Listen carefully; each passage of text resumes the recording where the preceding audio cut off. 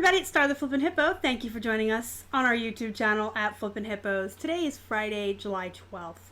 Today we're going to talk about some tips and tricks on how to price your items for eBay.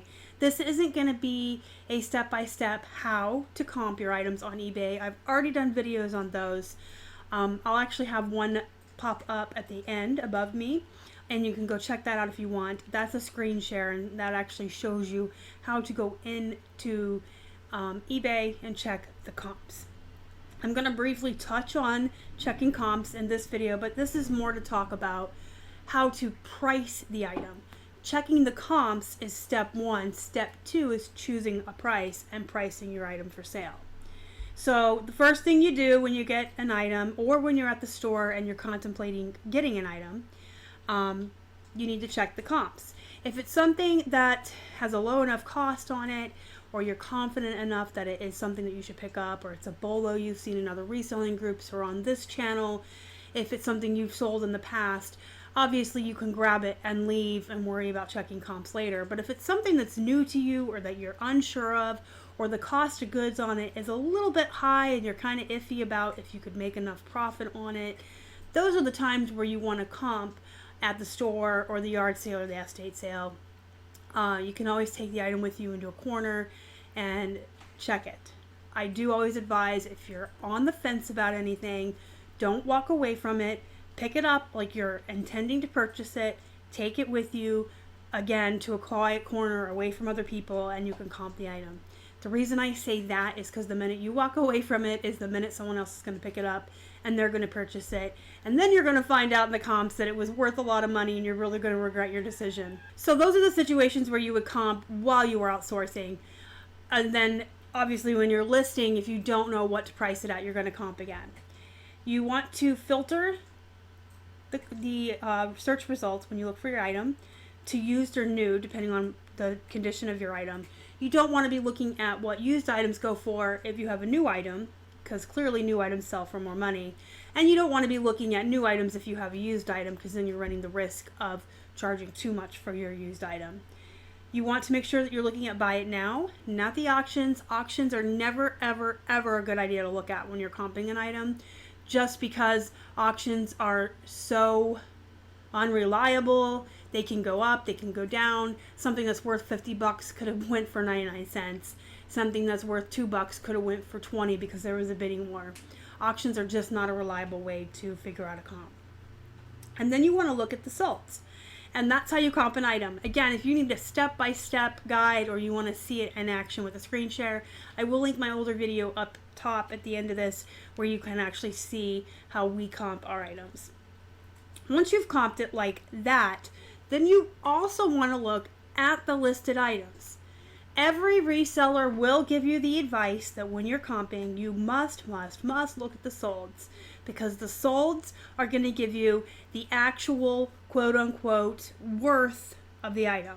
The solds are going to show you how often the item sells, when was the last time it sold, and what it consistently sells for. So you can see that this item sells once every 9 months for $50, sells consistently every day for $15.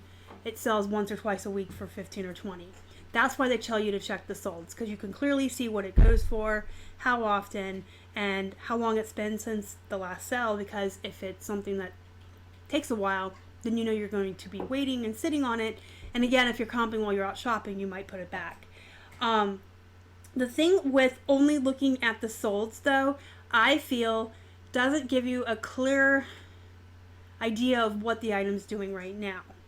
Now, let me tell you this. The first thing you need to know when you check solds is that anybody can price any item at any amount, and that doesn't mean the item is worth that amount. Case in point, the Disney DVD Black Diamonds, the Beanie Babies, all of these worthless items you will consistently see on eBay listed for thousands of dollars. No, they're not worth that. And anybody can go on eBay. I can put this pen on eBay right now for $569, free ship. That doesn't mean this pen is worth $569. So that's why you look at the solds. You would see that this pen maybe goes for $5 or $10 consistently. But you're doing yourself a disservice if you only look at the solds, because yes, anyone can list anything at any price, but you kind of want to get an idea of what folks are listing this item for. If you go into solds and you see that on the regular in the past few months, Robert Graham shirts, size extra large, kind of plain, were selling for $35 or $40, and then you check what's listed and you see that there's 50 or 100 of them now listed at 20 or 25, that tells you the value of the item has dropped, the value of the item on the eBay marketplace has dropped, people may be racing to the bottom, and then you have to decide, are you going to list at 20 or 25 and be right in there with everyone else, or are you going to go with what you know they've historically sold for and list it high, maybe with best offer on it, maybe running sales, and outweighting the other folks to sell all of theirs before yours will sell. And I know I said this in a lot of haul videos, especially my Plush haul videos. Sometimes if there are a handful of items listed at a very low price and you come in and put yours at a higher price, yours may sell first. Just because if, let's say there were 5 size extra large Robert Graham shirts that were the more plain ones without the graphics, and each one of those was listed between 15 and 20. And you came in and put your size extra large Robert Graham plain shirt in for 40. Somebody looking to buy this particular size brand of shirt style may look at those other ones and wonder what's wrong with theirs and buy yours at the higher price. I think this only typically works if there's just a small handful of the lower priced items listed. That's not going to happen very often with clothing. Most used clothing, even the luxury brands, are pretty oversaturated on eBay at this point. You will on occasion find that you have a very unique item, or one of only with this print, or one of only of these pairs of shoes in this exact size, or you have the only plus size. So there will be times when you find that your item is unique enough, whether it's the size, the print, the way it looks, the way it fits, if you're the only bootcut jeans or whatever. In that case, I always tell people to price high, because if you're the only one with an item, you can clearly charge more money than everyone else. Because, yeah, the other Robert Graham shirts are going to go for $20, $25 in my first instance, but if yours had an amazing graphic on it and it was so much neater, then they can pay $40 or $50 for yours, especially if you're the only one. They're not going to find it anywhere else. So it is a good idea to check what's actually listed in addition to the solds. Like I said, used clothing is kind of oversaturated, but it's still a good idea to just kind of run your eyeball down just to make sure that something that consistently sold at this price historically isn't already, losing its value on the marketplace, and there isn't a race to the bottom. So you're not waiting forever for your item to sell, because with clothing there can be hundreds and hundreds and hundreds of competitors.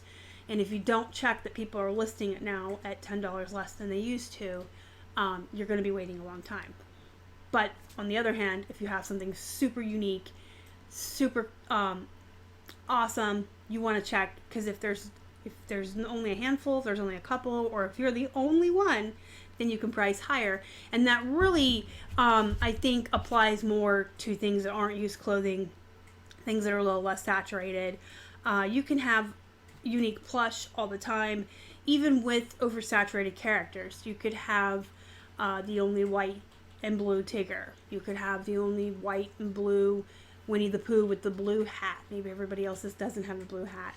So with plush, it's super important, I think, to check the actual listings just to be sure that you don't have the only unique one of its kind, or, like I said before, if there's only a couple other ones listed at a low price, I would just list mine really high and wait the 2 or 3 people out. You will find that happening more often with items that aren't clothing, vintage, glassware, coffee mugs, plush, shoes. I think even it's more, it's going to happen more often that you have something different. Obviously, if you're selling video games, electronics, video game consoles, anything like that, those things typically flip really, really fast. And you just want to make sure that you're priced with what everyone else is currently so that yours will sell quickly as well. most of my advice today on how to price on eBay is going to be about long tail items, things that you know you're going to be sitting on anyway. So when you check the solds and then you check the listeds, you want to kind of get a price somewhere in between. So if they sold for this price and there's a bunch listed at this price, you kind of want to maybe go with on the high end so you have room for best offers, or go in the middle and don't do best offers. Like whatever your business model is, everyone is different. We like to price on the very, very high end and run sales and offer best offer on all of our items. But once you kind of get a really good grip on the historical amount they sold for and what they're listed for, you can pick a number in there based again on your business model. I would not advise anyone to listen to eBay's suggestions. I did talk about this in my live show yesterday with the Plush haul. A lot of times when folks are new to eBay or just getting started, they don't understand that eBay's messages to you to lower your price aren't necessarily good advice. And I know when you're new to eBay and you get these messages, you probably do think, oh, I priced my item too high and eBay's helping me. By no means is eBay helping you. The reason you get those messages is simply because you're a seller on eBay. That's the only reason. They send them to everybody. They encourage everyone to drop their prices. And my best advice for that is to just ignore them. Never ever pay attention to them. And when you are about to list something, if you get the suggested price from eBay, ignore that too. If you do the research and you comp the item and you know its worth, you know what it's going for on the market, you know its value, you know what you want to list it at, ignore eBay. They will tell you to list something that is clearly worth 50 at 20, or they'll tell you to keep dropping your price. I don't understand why eBay does that. They have said in the past they want to get away from the garage sale, cheap junk, cheap market image that they have. But then they continue to encourage everyone to race to the bottom and list their items at garage sale prices, which does kind of make stuff look like junk. Obviously, stuff that's priced higher looks like it has more value. But just ignore those, especially if you're new. It doesn't mean you priced your item wrong and eBay's singling you out. They send them to everybody. Ignore them. Do your own research. Pick a price. Know your worth. Know your value. And hang tight. Don't be impatient. I hear a lot of times too, especially from new people, I've had the item up for 2 weeks, it hasn't sold, so I dropped the price. And then, yeah, it'll sell. I mean, the best thing I can give you an example of is the Pokemon game that we just sold. It sold overnight, to be fair, for the going value of $55 plus shipping. But let's say it had sat for a week or two and we got impatient and we dropped the price on that Pokemon game to say $20. It would have sold immediately. That doesn't mean you had it priced too high to begin with. That means you've just offered something worth $55 for $20 to the general public and somebody snatched it up because they got a steal. So don't get impatient, especially with used clothing and plush. Those things are long tail. They are very, very long tail with very few exceptions. Those of you that have bought our clothing guide know that we divided the items in there up by how fast they sell. Like green was pretty quick, yellow was mediocre, and red was like 9 months or longer. But most clothing takes months to sell. It just is. It's just how it is. There are some rare exceptions. You will be surprised sometimes, even on things you know that are long tail, that will sell very quickly. But it could just be that you listed the item at the exact right time, right place, right time. Or maybe there hadn't been a size 14 in that brand up for a couple of weeks and somebody has been looking for them. So there are exceptions, absolutely. But for the most part, you've got to be patient. Most clothes will take 3 to 4 months to sell. And plush are going to take a lot longer than that. They're very long tail. So I do advise people, just don't get impatient and start lowering your prices pell-mell just because you're frantic and you're freaking out and you're impatient and you can't sit on your item. Things take time to sell. This is not a get rich quick overnight job. Reselling is work, it is hard work, and a lot of it takes a lot of patience. You aren't going to go to the thrift store when you're new and list 10 things and be rich. It's just not how it works. In fact, you're not going to see daily consistent sales until you have at least 1,000 or more listings, with the exception of the really fast flips like the electronics, video games, things like that. Yes, they will flip consistently for you within a day or two of listing, even if you only have 10 or 15 items up. That's a different ballpark. But if you're listing used clothing, plush, shoes, things of that nature, vintage items, glassware, you're waiting for the right buyer to come along. So they are long tail. And in order to see daily sales, you're going to have the volume to see that. And that's around 1,000 listings seems to be the sweet spot for most resellers. That's when you'll start to get, sales every single day. That's why it is so important to list every single day. At least half of the reason why. The other half is activity does increase your sales as well. Everyone knows if you're active every single day, if you're listing every single day, that pleases Cassini, the search algorithm, and you will be rewarded with your items showing up higher in searches, and then you'll sell more. Clearly, more activity means more sales. But the other half of that is when you're listing every day, especially in the beginning when you're not seeing daily sales, you're growing that overall number of actual listings you have. And even if you're not aiming to be a volume seller, even if you have a completely different business model than Keith and I, if being a volume-based business is not your goal, it's still a good idea to list every single day and grow those listings. When you first get started, if you can list 10 to 20 items a day, you will continue to grow while you're still selling, one item every couple of days or one a day. That slow time when you're first new and you're still building up. And then you can back off when you get to 1,000, but I recommend at least 1,000. And it sounds like a lot, but it's really not. If you list 20 items a day for 1 month, that's 600 items. So you're almost there in the first month. And then by the end of the second month, you're there. And then you'll see the daily sales. But it is just important to be active every day. And the more you list, the more you sell. And then you might not have that increasing... I don't want to use the word panic, but that's the only word I can think of. That increasing panic, that need to sell stuff, that getting impatient and lowering the prices prematurely. That's the best advice I can give you is just don't panic. Be patient. Things take time to sell. If in the beginning when you listed the item, you did the research, you looked at the solds, you looked at what's currently listed, if you know what you have, if you know its value, if you've asked other folks who may be an expert in that, in what that item is, and you know its value, just sit on it and wait. Maybe after 6 to 9 months, you can say it's getting stale, and you can check it out and lower the price a little bit. But if you are building your listings and you start to see more consistent sales overall because you have more listings, it decreases that natural urge of, I'm not making any sales, let me lower all my prices. But I don't recommend that, lowering your prices before things are technically stale. In 2 weeks, 1 month, 2 months, 3 months for used clothing and plush, it's not stale, guys. It's just not.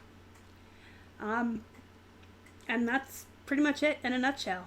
Check your comps, pick your price based on what they've sold for historically and what they're up for right now. And additionally, if it's something you know a lot about or someone you have consulted knows a lot about and has told you the value of that item on the market, you can pretty much gauge that your price is good. Always use best practices. You guys know I always tell you eBay best practices is like having best offer on. You can do free shipping on first class items and build the price into your listing if you want. Do sales, always run sales, do the promoted listings. If you're paying for an eBay subscription, they give you these tools to use. You should be using them because you're paying for them. And then just be patient and your item will sell. And if you feel like you're not getting enough sales, if they're not consistent enough, just keep listing every single day and eventually they will come for you. Thank you for watching, guys. I do appreciate it. Hit that like button before you leave. If you would, it does help the channel. Let me know what you think down in the comments below. Join our Facebook group. Link to join is in the description box.